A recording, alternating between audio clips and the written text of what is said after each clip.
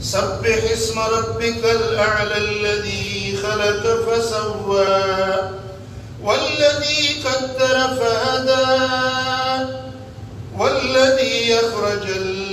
المرعى فجعله غثاء أهوى سنقرئك فلا تنسى إلا ما شاء الله إنه يعلم الجهر وما يخفى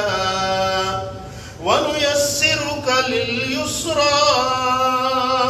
فذكر إن نفعت الذكرى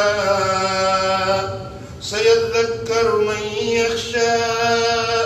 ويتجنبها الأشقى الذي يصلى النار الكبرى ثم لا يموت فيها ولا يحيا قد أفلح من تزكى وذكر اسم ربه فصلى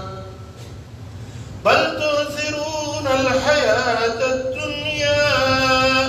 والآخرة خير وأبقى